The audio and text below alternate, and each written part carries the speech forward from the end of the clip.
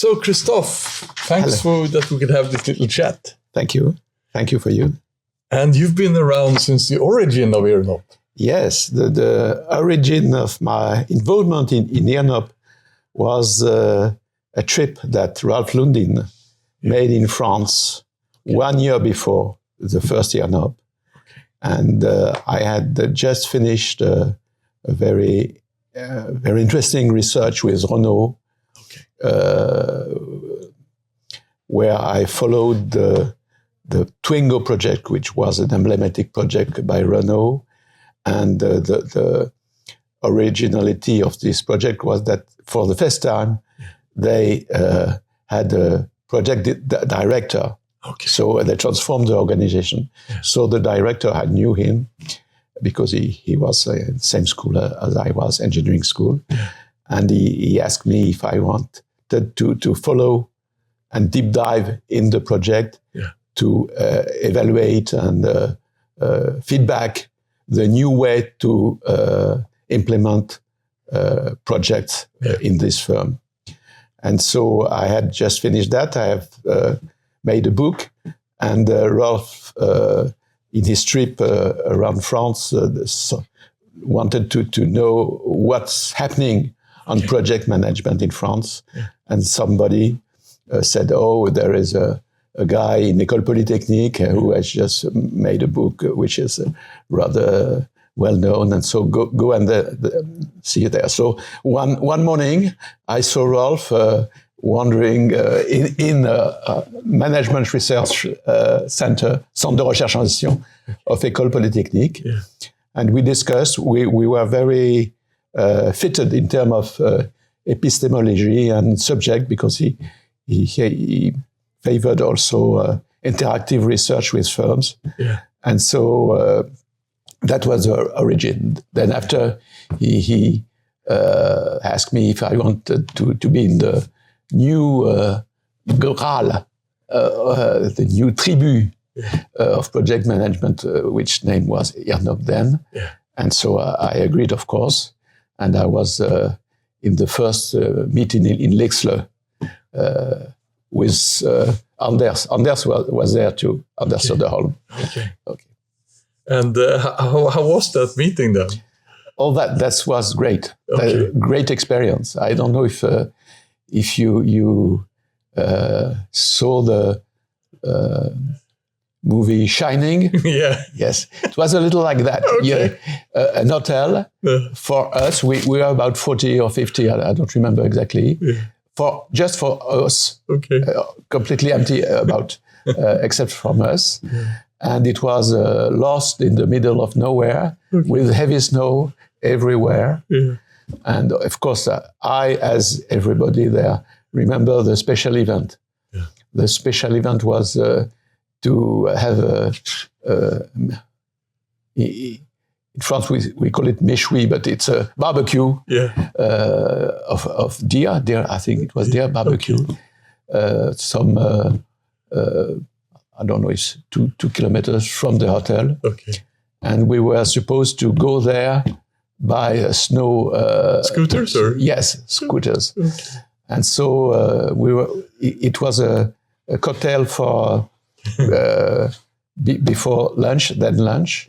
We were supposed to be there, I think, at 7:30. And we arrived at 10 o'clock. 10 o'clock, because, of course, except from Swedish people and Nordic people, nobody had never managed that. And it was in soft snow. It's very easy when you are but in soft snow, you just go on. So it was great fun. And so we arrived there. And we came with a car. We came back with a bus. We just... You left the scooters. Yes, we left the scooters. That was great. And how was it? There was kind of a small community. I think Irnop still is this family kind of feeling. Yes, it was a small community because the idea behind the community was to take project management from the organizational theory point of view. Yes. And at that period, there was not much people doing that. No. It was more methodology. Yes, it was more planning, process and so on. And so I think maybe Matt Sengvall was there too. Okay. But it was almost people from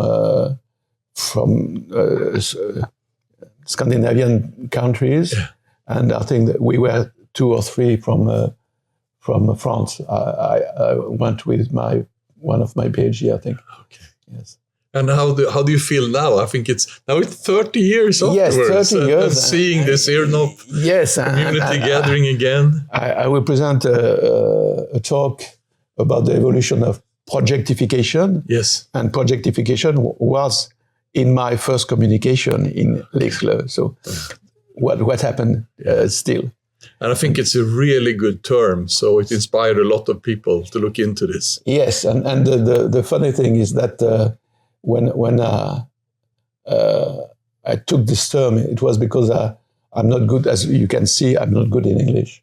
And so it's a kind of a barbarism, French barbarism. Okay. And it was taken as a word, a concept. Yeah. And you see, during the Irnop years, you can see that people have looked into it and they're looking at different ways to see the projectification of society. Yes, it became a sort of a trend, a threat to look at the evolution of project management in some kind of an institutional way of looking at project management. Yeah. And what would you say are key for you during these years and this development? Well, what surprised me as a feedback is the fact that in those 30 years,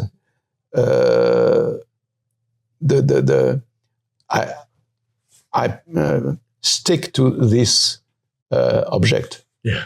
But my research is mixing project management and innovation management, innovation strategy.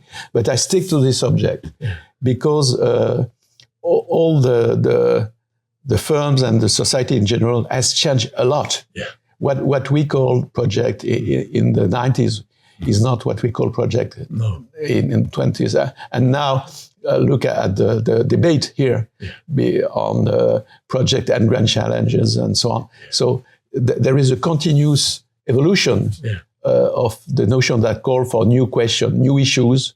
And so I discussed with Rolf Lundin. He said, well, we come back always to the same thing. I don't agree with him because the same word has changed, evaluated. It's it's Chinese that you can't enter the river the same way twice, right? Yes, exactly. Yeah. Exactly. And that was a sentence by Rolf. Okay. He said that